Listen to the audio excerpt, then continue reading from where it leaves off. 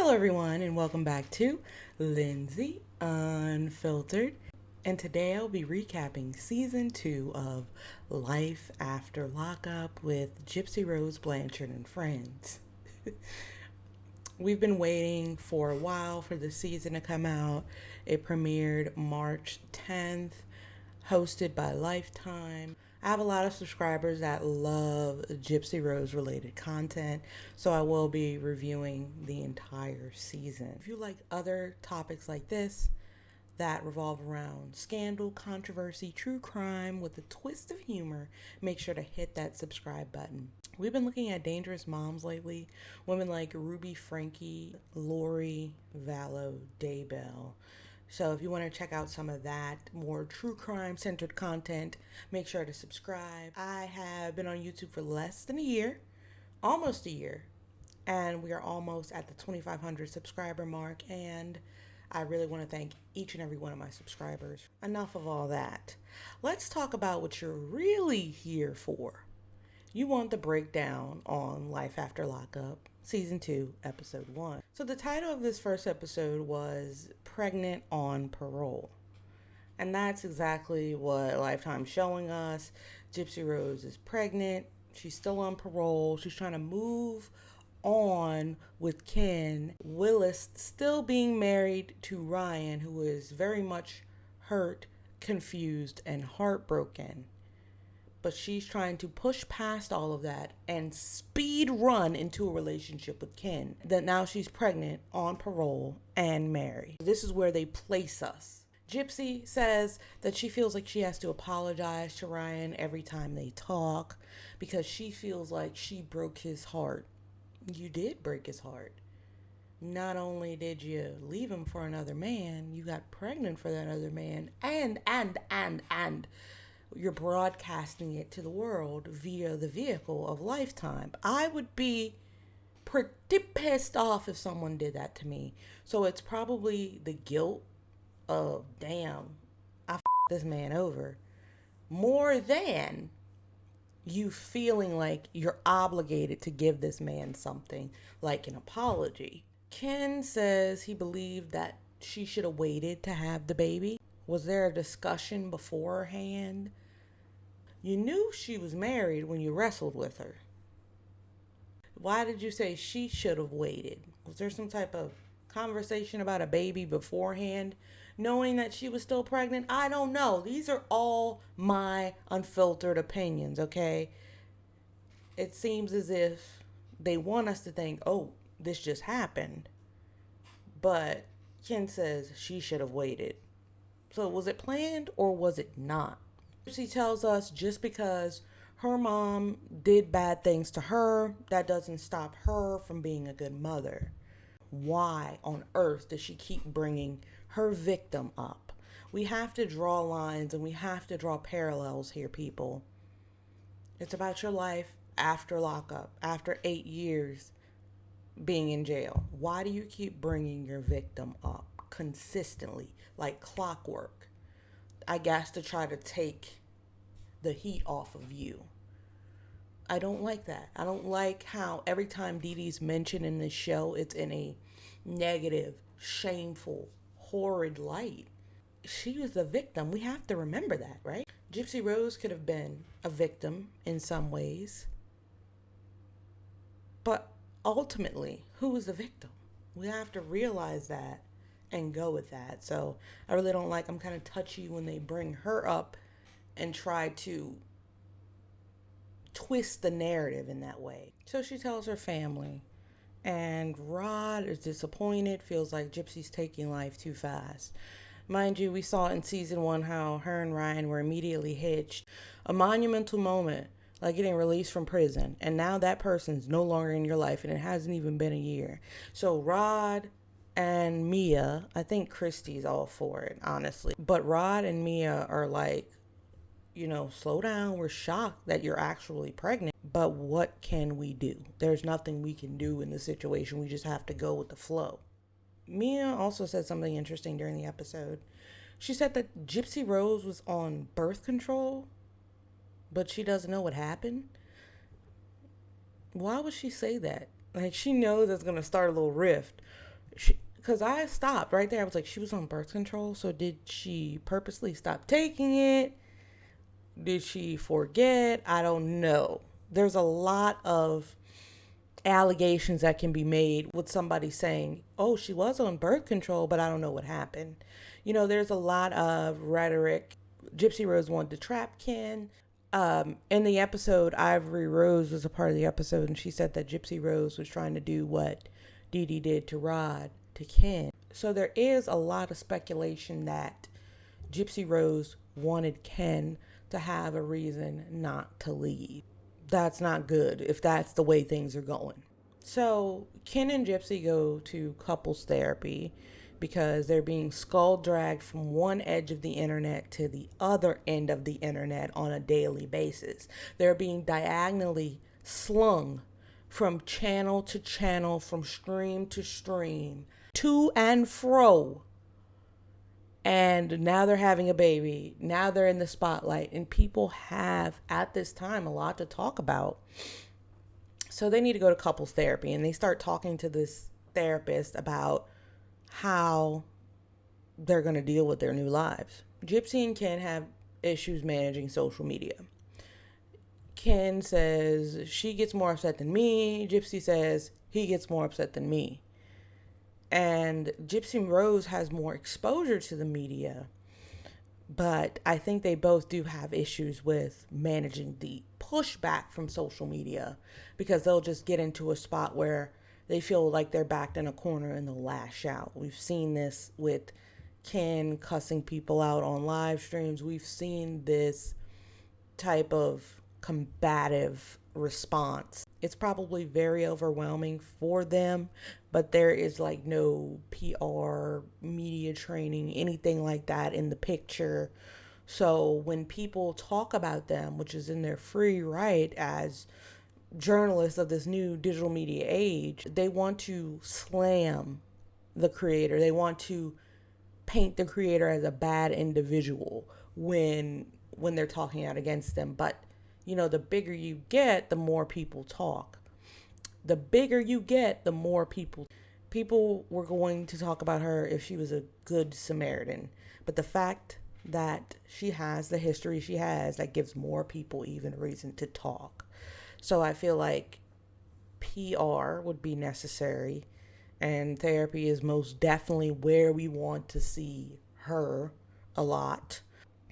And Gypsy feels like if she brings too much stress into Ken's life, he will leave her by the wayside like he did when she was in jail. He left her. And Gypsy Rose seems to think that Ken left her for her own good.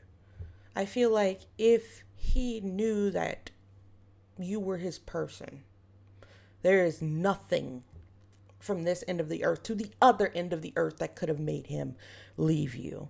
So I think you're placating yourself with the thought that he did this for me. No, he did it for him. He did it because he didn't see it going further than what it was in that moment. You get out of prison, you have more rights, you have more flexibility to move about, and some of those old flames start to flutter up. That's not unusual, but I feel like the reason he left still stands there, and it needs to be something you address in therapy. They're looking at and touring houses in the metro area of New Orleans, right? And they're trying to build out this life together because they're pregnant. They're trying to see which home they like. And all of a sudden, throughout that, oh, we're touring homes, we're going through homes, Gypsy just pops up and says things about Hurricane Katrina. Now, I know about Hurricane Katrina. I have had family that have had to have been airlifted out of their homes because the flood water would have taken them out. So I know about that. I was fortunate to evacuate, but I do know about what she's talking about, but it just came out of nowhere, right? She talks about Hurricane Katrina, and she talks about how all her medical records got washed away. Hurricane Katrina was 19 years ago. So was there on my chart? Was all of this available? I'm not sure. But I feel like there would have been some type of digital backup back then.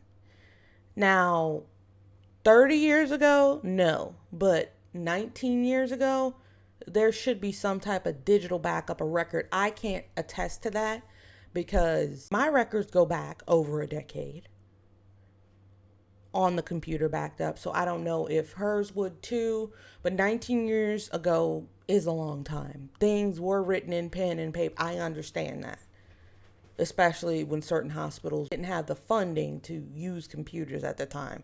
I get that one. But she brings it up again, things were washed away. And she starts with the narrative that this gave Dee Dee the agenda to pick up and move away, get away from everything. She said Rod, Christy, her family, her dad, and just move on with just her and Gypsy. This storm gave her the ability to take her abuse from here to here. This is what she said. Now, a lot of people evacuated during and after Katrina because there was nothing left. According to you, your mother was doing this to you way before you left Missouri. Way before. According to you, you didn't see Rod and Christy much. According to you, it was just you and her from the start. So how the hell is moving to Missouri going to change things? I don't like how she added that in, tried to tie it to the storm, and then say Dee Dee got off of medications. I'm like, this is a lot. She makes sure to sprinkle in something about Dee Dee whenever we hear from her to improve her image each and every time in the media as 100% victim. That's what she wants to be seen as. And I don't think anybody can see 100% victim. Some victimhood, sure. 100%, we have to look at the evidence and the facts. Ryan comes up on TikTok and says, I'm not bashing Gypsy. That's my wife. And I won't bash her. And we're all like, and the world kept spinning. We know Ryan is still in love with Gypsy. They were married. He, in his mind, built a life with this person. It takes time to get over that, especially with the additional assault of a baby and another man. That is gut-wrenching. I don't care who you are, how you look at it, right? Your husband, your wife, going off. Another man, baby, they really are in love with that person. And then they start a YouTube channel or something and just blow up overnight with their new family. Oh, no. No. But he's still sticking to the fact that this is my wife and I'll always respect her. Gypsy just says she hopes Ryan will move on. So here's Ryan. I'm never going to talk bad about her. That's my wife. And she's like, I just want him out of my life. And there was a really interesting date scene in this episode, you guys. I'm going to preface this with saying, Ken, I'm talking to you. Gypsy is from Louisiana. She was born in Louisiana. When you take her out to dinner, put that in the back of your mind first. Put that in the back of your mind first. I digress. Anyhow, Ken brought Gypsy to this elite restaurant and she smiled and was happy to be in his presence. And Ken gets an octopus. He orders an octopus. She's pregnant and hungry, and you order, and Louisianian, and you order an octopus. He ties some symbolism to it for an extra knack on the goddamn head. He says this symbolizes how we're transitioning into new things. No, that symbolizes an octopus. Okay? And he's eating it. He's like, oh, the cups are so delectable. I'm like, oh my God. This is rated R at this point. Like, what are y'all doing in there? And Gypsy's like looking at it, frightened. She tries some. She doesn't like. Ken seems to be upset because she doesn't like it. And then he's trying to get her to try a blue crab salad. And the blue crab salad comes out. Looks like nothing blue crab is on that. No lettuce, no nothing. I don't see it. I don't see the salad part of the salad, right? And Gypsy's like, I'm not trying that. And he gets upset because Gypsy doesn't want to try the food and refine her palate with him. You know what I'm saying? And I'm like, I'm all for trying new foods. I'm all for being experienced and having an experienced palate. I love food. I'm a huge foodie. If you go in my lives, I'm eating food 9 times out of 10. But here's the thing. If she says she doesn't like it, she doesn't like it. More for you. I'm not going to get mad at a person because they don't like a food that they've never tried before. Ken seems to be very nitpicky. Ken seems to be, they said that Ryan was controlling. Ken seems to be even more controlling with a sprinkle of annoying on top of it. Because who wants that? Not me. You didn't even fry it. It just looks like you pulled it out of the sea and, no, that's not what we do around here. Get your shit together. Anyhow, Gypsy went in the bathroom and started crying because Ken was being kind of rude to her at that place. That's probably one of the most interesting things that happened in the episode, showing the relationship between Ken and Gypsy, how they interact. Ryan gets back on social media and tells us that she left a scar that he's still healing from. We know this. We understand this, and we know this. I don't fault Ryan for healing. I do not fault Ryan for healing. But if he wants to move on publicly, he shouldn't feel like he can't to placate her. He should not feel like he can't move on publicly to placate Gypsy Rose. And in a nutshell, that was episode 1 of season 2 of Gypsy Rose's season on Life After Lockup. And guess what, guys?